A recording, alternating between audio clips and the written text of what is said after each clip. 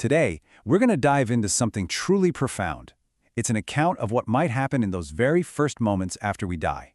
And look, this isn't just guesswork. This is a journey that comes from the detailed records of a person known only as Case 1. And believe me, it challenges pretty much everything we've been told about the end of life. So I want you to think about this for a second. What if that final moment, that last breath, what if it's not a fade to black? What if it's actually a shocking, startling awakening? Imagine being a fully conscious witness to your own passing. Well, that's exactly where this story begins. And boom, just like that, we are thrown right into the middle of it. I mean, listen to those first words from Case 1. It's just pure shock and confusion. There's this immediate, incredible paradox, right? The body is dead, you can see it, but the I, the consciousness, is still there, floating and trying to make sense of it all. So, this is where the journey really kicks off.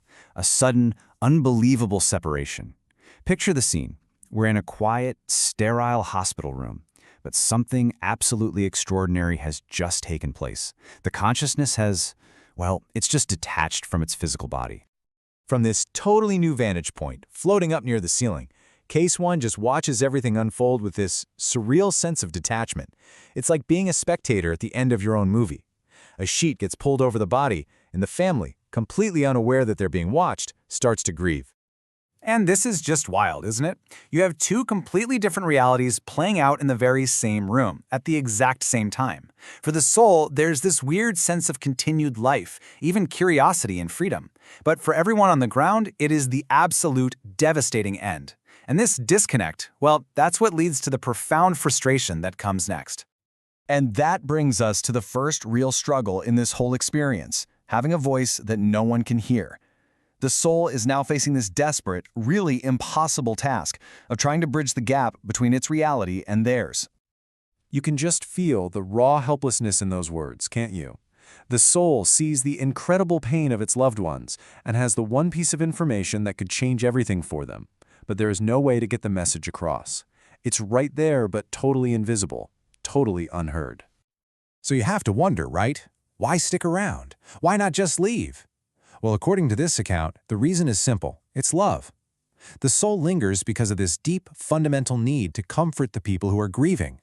To just try and screen the message, hey, I'm okay, this isn't the end. But the living, they're trapped in their own physical reality, and all they can feel is this terrible eternal loss.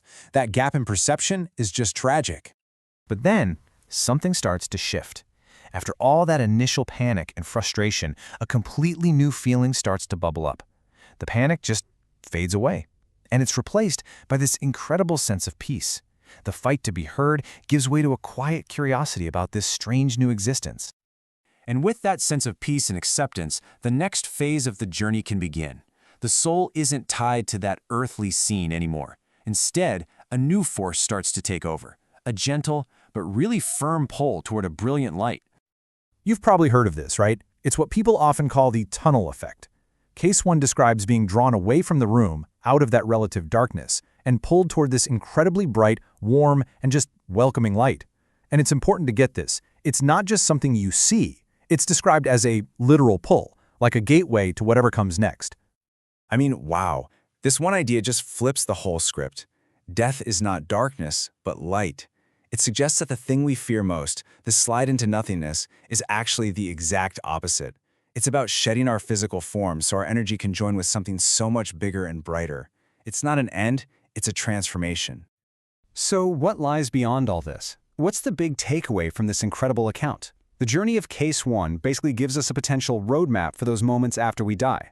A map that is intensely personal, but also, according to these records, surprisingly universal. So let's just trace that path one more time. It starts with that sudden separation, that shock of becoming an observer of your own life. That leads to this period of trying to communicate, which finally melts into a profound realization and acceptance. And it's that acceptance that kicks off the final transition, the journey toward the light. And that leaves us right here with this one massive, crucial question.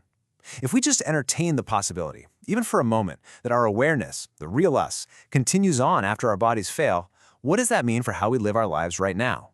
Does it change our priorities? Our fears? Does it change how we connect with each other? That's something only you can answer.